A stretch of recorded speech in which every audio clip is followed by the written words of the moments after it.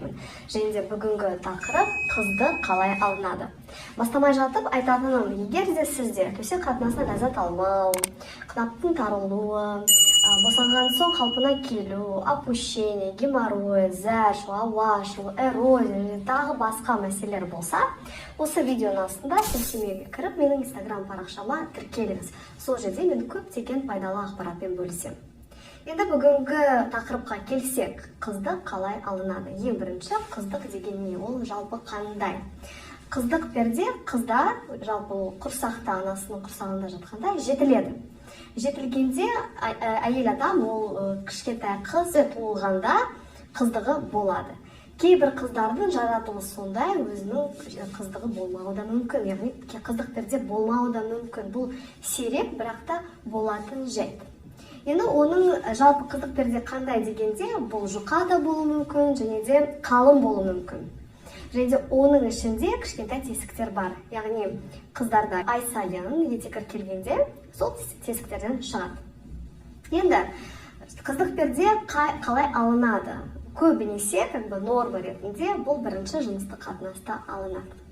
Бірақ та кейбір қыздардың қыздық пердесі жұқа болуы мүмкін, және де спортпен айналысқанда, мысалға шпагат отырғанда, кейбір атқа мінгенде, кейбір қыздарда сондай да алып тастауы да мүмкін, кішкене ашылады. Ашылғанда қан кетуі мүмкін, және де болашақта төсек қатынасқа түскенде қан ықпауы да мүмкін. Ондай да болады, өте жиі кездеседі. Ал егер де қыздық пердесі қалың болса, ол тек қана төсек қатынас кезінде еркектің мүшесі қыздық қынабына кіргенде ғана, сол кезде ғана алынады. Енді қалай дұрыс алу керек? Себебі оны да көбі сұрайды, қалай бірінші төсек қатынасында?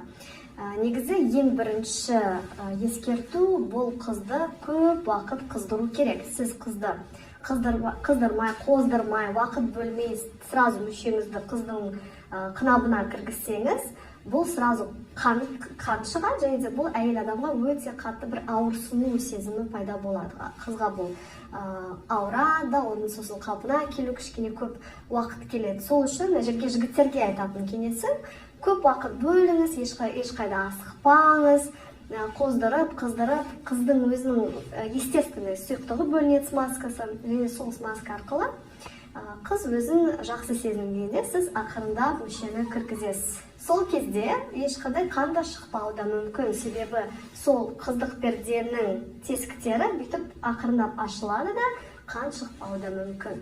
Ал егер де төсек қатынас кезінде өте грубо бастасаңыз, қыздырмай, қоздырмай болса, әрине қан шығады, және де қыздық перде жыртылады. Сол ең басты білетін нәрсе. Ал егер де мысал ретінде әйел адам өзінің смазкасы білінбесе, мысалы көп қыздар қорқады бірінші төсек қатынасын. Сол кезде мен айтатын кеңесім, бұл арнайы секс-шоп дүкендерде, аптекаларда сататын смазка, лубрикант, арнайы интимный смазканы сатып аламыз, және де қыздың қынабына, еркектің жыныс мүшесіне сол смазканы жағып, сонда сол кезде жыныс қатынас жаймен жақсы өтеді. Ол менің жеке бір айтатын кеңесім. Енді менің жеке кеңесім қыздарға да, жігіттерге де. Қыздық перде және де қанға көп мән бермеңіз. Қазіргі ғылыми тұрғыда дәлелденген қан болмауы да мүмкін.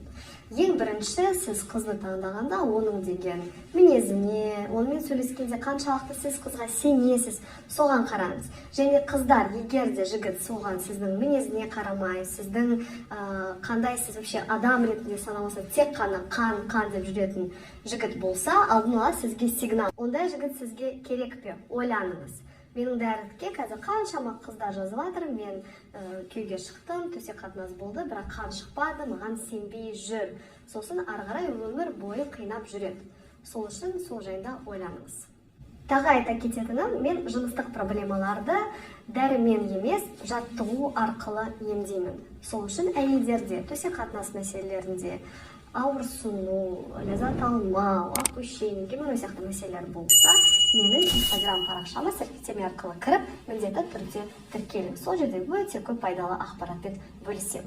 Осы видео сізге ұнаса, міндетті түрде лайк басып, менің парақшама тіркеліңіз, және де осы видеоның астында пікір қалдырыңыз. Сұрақтар болса, мен міндетті оқимын, және де осындай видео арқылы сізді сұрақтарыңызға жауап беремін. Рахмет, сау болыңыз.